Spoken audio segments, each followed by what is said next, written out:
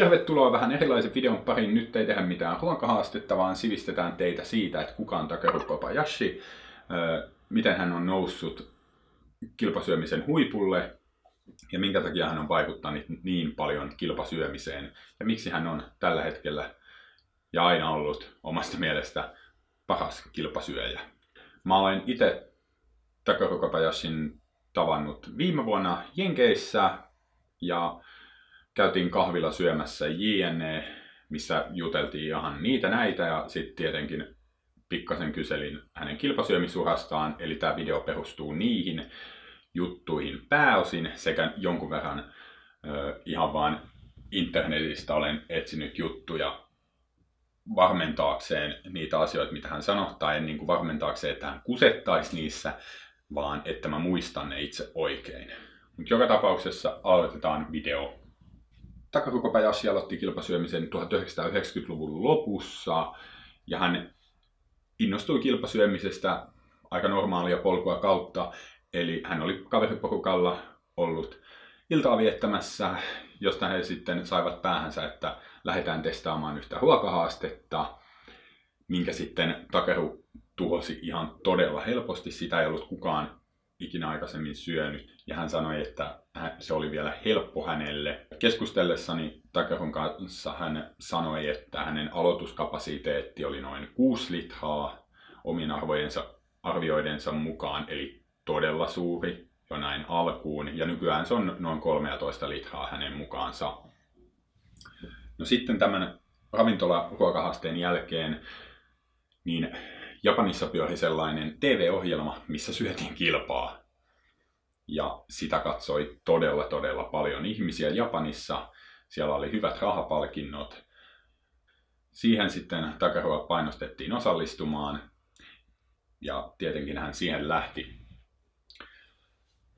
Loppujen lopuksi Takeru nousi sen TV-ohjelman niin kuin ykköstähdeksi. Ja Japanissa järjestettiin todella isoja kilpasyömistapahtumia siihen aikaan, ja yhdessä tapahtumassa pääpalkintona oli $100,000, tai siis mikä Japanin raha onkaan, niin sen siihen suhteutettuna $100,000 kuitenkin niin kuin Takerun mukaan ja Magien mukaan, joka on Takerun manageri. Kun hän oli voittanut Japanissa melkein kaiken, suosio nousi ja vähän ulkomaillekin rupesi sitä kohinaa kuulumaan, niin hänet kutsuttiin tällaiseen perinteiseen tapahtumaan USAssa New Yorkissa, kun Nathan's Hot Dogin syöntikilpailu. Sinne hän saapui 2001. Kilpailuun saapuessa hän ei ollut ikinä syönyt hodareita, vaan hän oli sitten harjoitellut paikallisilla sämpylöillä ja sitten se oli laittanut niiden sämpylöiden väliin kuivattua kalaa. Ja se, miten hän erosi muista kilpailijoista siellä, oli aika huomattava, sillä hän oli 171 senttiä pitkä noin ja painoi 60 kiloa. Ja toiset kilpailijat taas olivat sellaisia erittäin hyvin syöneitä newyorkilaisia, jotka sitten olivat vaan lihavia. Ja se oli ollut perinne Amerikassa siihen asti, että kilpasyöjät olivat vaan kaikki lihavia yksinkertaisesti ja tykkäsivät syödä. He eivät mitenkään harjoitelleet siihen systemaattisesti. No, loppujen lopuksi Takeru tuhosi kilpailun, tuhosi aikaisemman ennätyksen tuplaten sen. The little kid is incredible. A total beating of the Americans. He was like a conveyor belt. He was just putting them in 2 at a time. I saw he was around 30 when I was at around 8. I took my shirt off, started waving the white flag. Ja miten hän pystyi sen tuplaamaan on tietenkin se, että hän systemaattisesti treenasi kilpasyömistä, mutta myös se, että hän toi kyseiseen kilpailuun uuden tekniikan syödä niitä hodareita. Eli kyseisessä tekniikassa sämpylä kastetaan veteen ja syödään silleen märkänä, jolloin se pystyy syömään huomattavasti nopeammin, sekä sitten nakit syödään erikseen. Kahvitauko.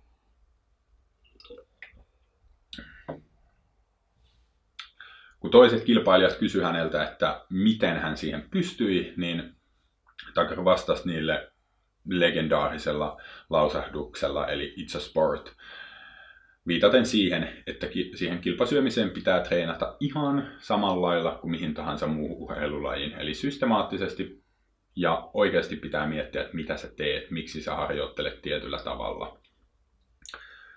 No, sitten tämän kilpailun jälkeen Takeru nousi Nathan's Hot Dog-tapahtuman ja yleisesti ottaen Major League of Eating liiton PR-ihmiseksi, jonka kautta sitten tapahtuma, liitto ja kilpasyöminen lähti aika hyvään kasvuun.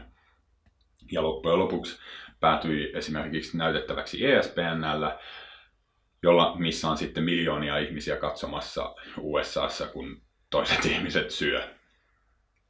Tämä oli siis 2000-luvun alkua, ja oikeastaan 2000-luvun alusta sinne 2010-lukuun Takeru ja MLE teki yhteistyötä, ja Takeru rikkoi vanhoja ennätyksiä, voitti kilpailuja, ja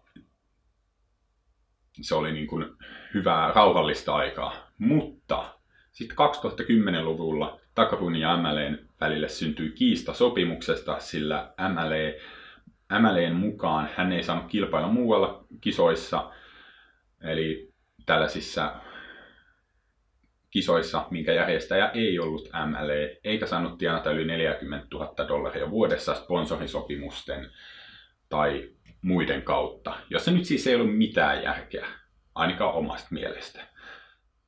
No, loppujen lopuksi tämä johti siihen, että tämä kiista, että Takeru ei saanut osallistua 2010 vuoden Nathan's Hot Dog-kilpailuun, joka siis on maailman suurin kilpasyömistapahtuma, vaikka muitakin suuria on, mutta se on niin kuin se ykkösjuttu. Kilpailun jälkeen, kun Takeru oli sitä kuitenkin katsomassa, hän yritti nousta sinne lavalle, mutta hänen omaksi yllätykseksi hänet tultiin pidättämään. Ja tässä nyt on jonkun verran videota siitä, että miten se pidätys siellä tapahtui.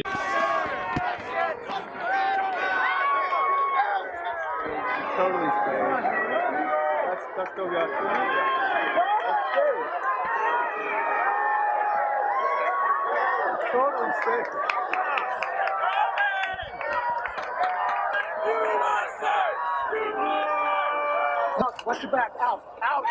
Close that gate. Stay here, close the gate.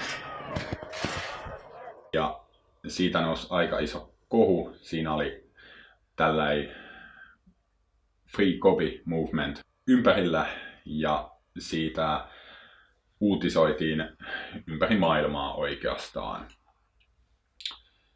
Tämä oli samaan aikaan kuitenkin myös hyvä juttu Kobille, koska sitä kautta hänen suosio nousi vielä enemmän ja MLEn suosio pikkasen laski ja MLEstä lähti sitten muitakin kilpasyöjiä jonkun verran, joka johti sitten siihen, että MLEn ulkopuolella ruvettiin järjestämään suuria kilpailuja. Ja siihen suuriin kilpailuihin vaikutti todella paljon tällainen ihminen kuin Dexter, joka on siis Offspringin solisti. Ja hän rupesi rahoittamaan Gringo Bandito-yrityksen kautta Gringo Bandito Challenge. Ja loppujen lopuksi siihen tuli myös Gringo Bandito sekä Chronic Taco Challenge, koska Chronic Tacos lähti siihen myös mukaan. Nykyisin siis Takeru on 39-vuotias, hän edelleen kilpailee ihan tosissaan, rikkoo vanhoja ennätyksiään ja osallistuu erilaisiin tapahtumiin, mihin yritykset häntä pyytää. No mitä sitten Takeru on tehnyt tässä vuosien varrella? Erilaisia tempauksia. Hän on muun muassa esiintynyt TV:ssä, missä hän söi karhua vastaan pelkkiä hotdogeja, eli niitä nakkeja, mitä siellä sämpylän välissä on, eli hotdogeja. Siihen tapahtumaankin Takeru treenasi ihan tosissaan, ja hän oletti, että hän tulee voittamaan sen saatanan karhun.